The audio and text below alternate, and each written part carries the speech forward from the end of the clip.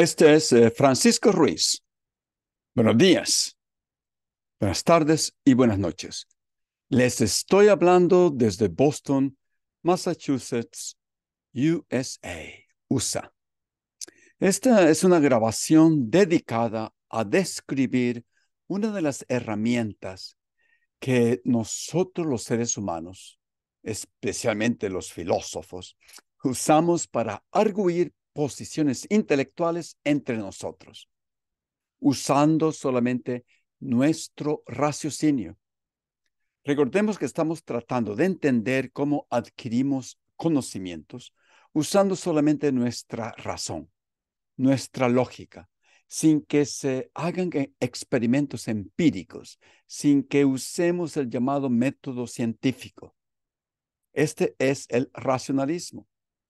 Ahora bien, una de las herramientas que nosotros humanos, seres humanos, usamos en nuestros argumentos, la pudiéramos llamar ejemplo de refutación o ejemplo contrario o contraejemplo para atacar la validez de otros argumentos. Estos argumentos, me estoy dando cuenta, se usan frecuentemente para refutar corrientes filosóficas relacionadas con la naturaleza de nuestras mentes, y es la razón por la cual he decidido hacer este episodio antes de continuar con la refutación del conductismo y la descripción y refutación del funcionalismo. Antes de entrar de lleno, les voy a describir un caso hipotético, porque quiero que comiencen a pensar. Quiero que piensen por un momento. Si ustedes consideran ser lo que les voy a describir un conocimiento verdadero o no. Me gustaría que pensaran en las razones por las cuales lo consideran ser un conocimiento o no. Esta es la descripción de un caso hipotético que yo he formulado siguiendo la estructura de otros casos similares. Durante este episodio entenderán por qué les pongo este caso. Imagínense que yo estoy viendo a través de mi televisor la final de la Liga de Fútbol de España entre el Real Madrid y el Barcelona. Ya ha pasado muchas veces. Van empatando. Estoy enfrente de mi televisor. Van 0-0. Pero en los últimos minutos, Messi mete un golazo desde larga distancia. Y el Barcelona gana el campeonato.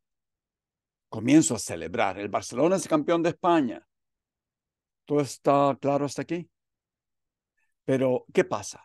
Sin que yo lo supiera, el maldito canal de televisión, sin que los productores se dieran cuenta, en lugar de pasar el partido en vivo, habían transmitido un video de la final del año pasado, cuando da la casualidad que también los dos mismos equipos, el Barcelona y el Madrid, habían disputado el campeonato.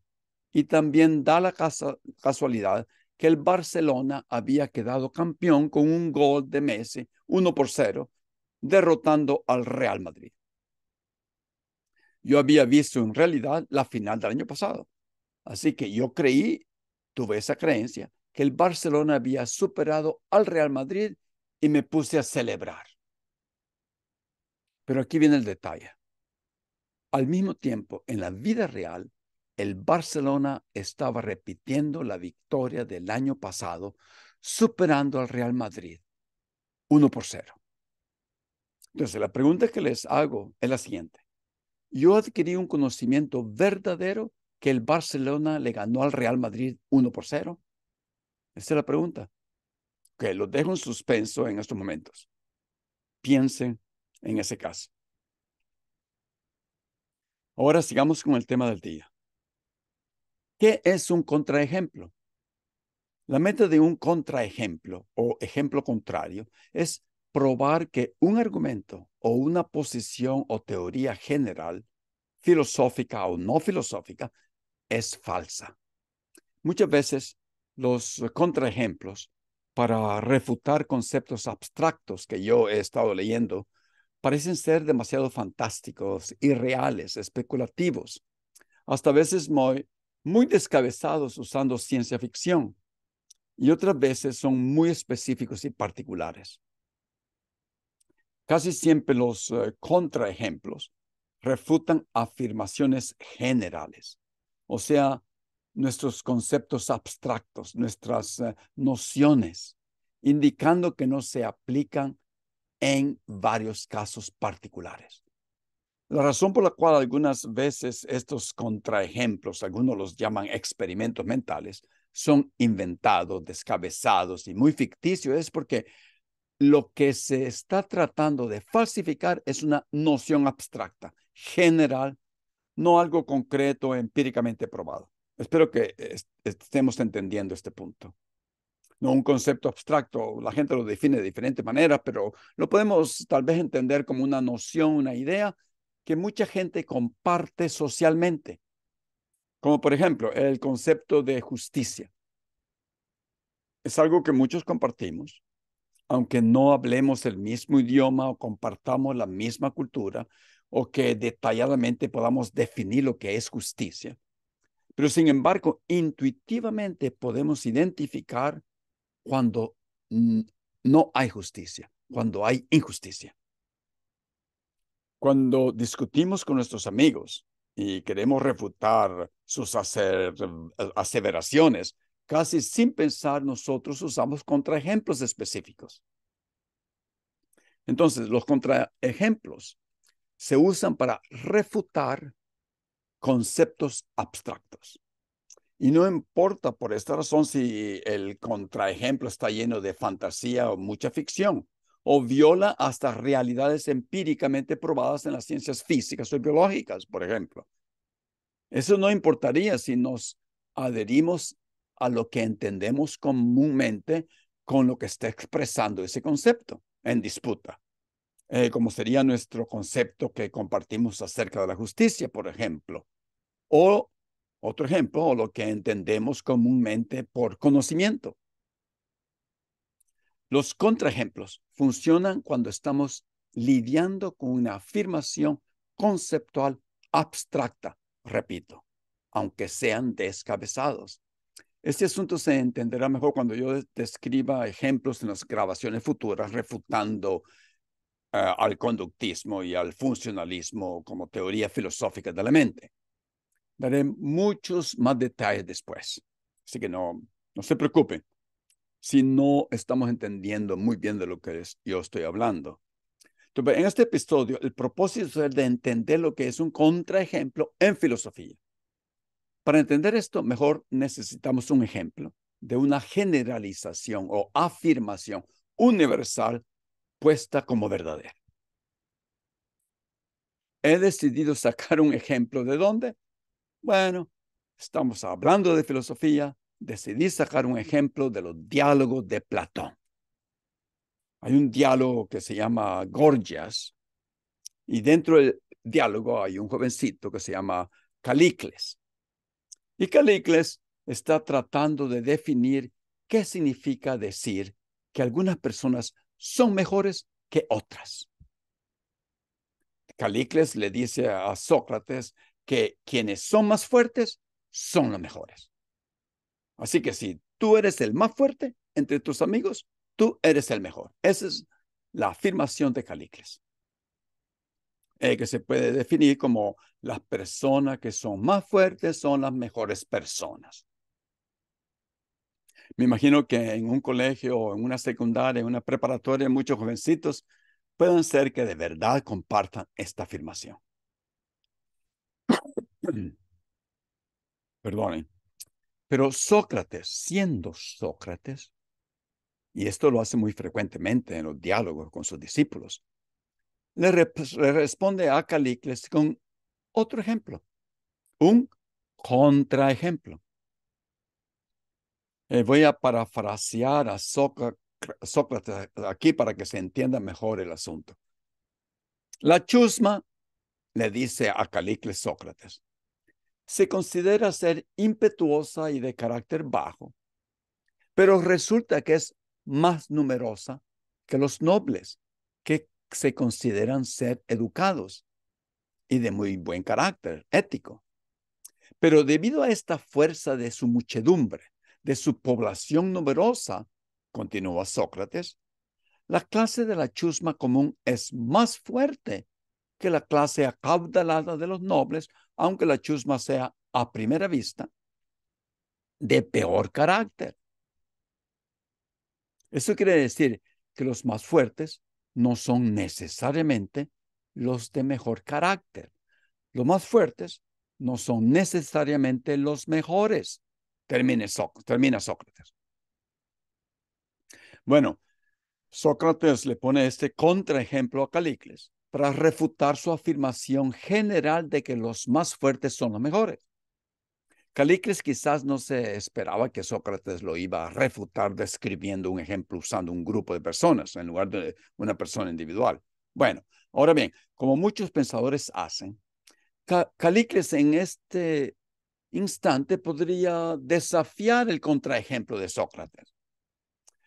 Podría argumentar quizás que la chusma común realmente es mejor que los nobles, o por lo contrario, tal vez incluso el Calicles podría decir que aunque sea numerosa, de verdad la chusma no quiere decir que sea más fuerte. Pero si Calicles acepta el contraejemplo, entonces debe retirar su afirmación original o modificarla para que el contraejemplo ya no se aplique. Por ejemplo, podría modificar su afirmación para referirse solo a personas individuales, requiriendo que se piense en la gente común como una colección de individuos en lugar de una multitud, puesto que la fuerza de la que habla Sócrates surge de ser una multitud.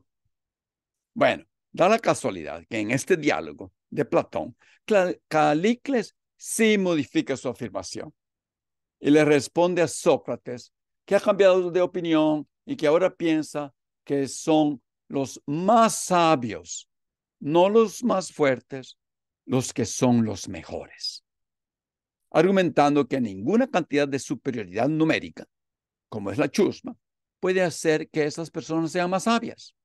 Bueno, ahí termina ese pedacito del diálogo. Pongamos otros ejemplos de una afirmación abstracta generalizada. Aquí es uno. El conocimiento es una justificada creencia verdadera. O sea, el conocimiento es el creer en algo verdadero y justificado. Otra, la justicia es una estricta igualdad. Ok, pongámosle atención a la primera afirmación, que es muy aceptada en los anales de epistemología occidental en estos momentos. Bueno, esa afirmación fue aludida por Platón en uno de sus diálogos en el Teeteto. Una definición, una generalización aceptada por muchos. El conocimiento es una justificada creencia verdadera. Ahora bien, resulta que un pensador llamado Ed Gettier propuso un contraejemplo para atacar y para refutar esa afirmación que es aceptada por muchos epistemólogos en la epistemología. Y hasta ahora sus ejemplos han hecho mucha bulla. Los filósofos de nuestros tiempos todavía siguen discutiendo los contraejemplos provistos por Ed Gettier en 1963 en un anal llamado Análisis. Bueno, eso no importa. Okay, veamos la afirmación. El conocimiento es una justificada creencia verdadera. Tiene tres partes. Es una creencia, es justificada y es verdadera. Y por el otro lado, tiene la palabra conocimiento. Entonces, lo único que yo tengo que hacer al dar un contraejemplo a esta afirmación para probarla falsa es encontrar o un ejemplo de conocimiento que no es una justificada creencia verdadera, o, por otro lado, un ejemplo de una justificada creencia verdadera que no nos parece constituir un conocimiento. Los ejemplos dados por Ed Gettier describen este último caso, o sea, de justificadas creencias verdaderas que no se consideran ser conocimientos. Ok, Regresemos ahora al caso hipotético que yo les puse al principio de la grabación. Espero que lo hayan pensado por un momento. Si el caso describe un conocimiento verdadero o no. Ok, resumiendo, estoy viendo la final de la Liga de Fútbol entre el Real Madrid y el Barcelona. Van empatando 0-0, pero en los últimos minutos Messi mete un golazo de larga distancia y el Barcelona gana el campeonato. Me digo a mí mismo, el Barcelona es el campeón de España, ese es mi conocimiento, y comienzo a celebrar. Sin embargo, sin que yo lo supiera, el maldito canal de televisión, sin que se dieran cuenta los productores, en lugar de pasar el partido en vivo, habían transmitido un video de la final del año pasado, cuando da la casualidad que el Barcelona había quedado campeón derrotando al Real Madrid por el mismo marcador, 1-0. Yo había estado viendo la final del año pasado, así que yo tenía esa creencia que el Barcelona había superado al Real Madrid.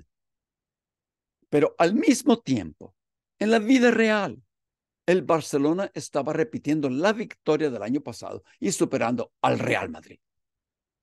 Así que mi creencia de que el Barcelona le ganó al Real Madrid para convertirse en el campeón de España de este año es cierta.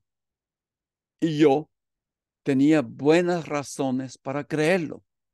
En otras palabras, mi creencia era justificada, estaba justificada. Esa es la palabra clave, estaba justificada. Pero sin embargo, nosotros comenzamos a pensar y un significado en el que realmente yo no podría haber afirmado que yo de verdad poseía un saber verdadero. No puedo decir eso, de que el Barcelona le había ganado al Real Madrid, porque solo accidentalmente yo tenía la razón en que el Barcelona le había ganado al Real Madrid.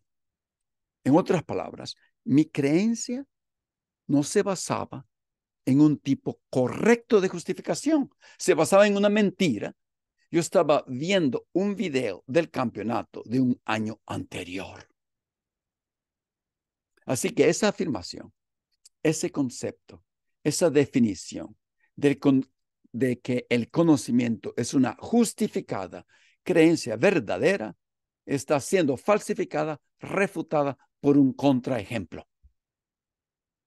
Hay conocimientos verdaderos que no son basados en una justificación correcta, son basados en una mentira. Por lo tanto, esa definición, esa teoría o concepto de que el conocimiento es una justificada creencia verdadera es falsa. Ok.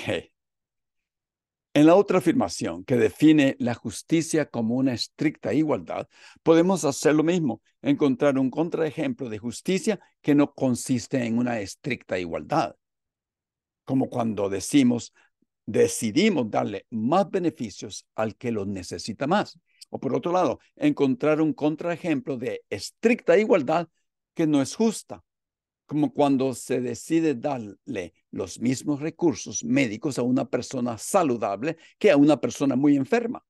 Las condiciones son diferentes. El enfermo necesita más cuidado que el saludable. Eso es lo justo. Bueno, espero que yo no haya complicado más el asunto de que se entiende en filosofía, de cómo se entiende un contraejemplo. Espero que haya explicado claramente lo que son los contraejemplos y el uso que tienen en la filosofía, porque cuando tratemos de la filosofía de la mente, o estamos tratando de la filosofía de la mente en estos momentos, muchas refutaciones de diferentes teorías tienen que ver con contraejemplos, como veremos en los próximos episodios. Hablaremos de algunos de ellos que refutan al conductismo y al funcionalismo. Yo creo que para ese tiempo las cosas serán mucho más claras. Gracias y espero verlos pronto. Adiós.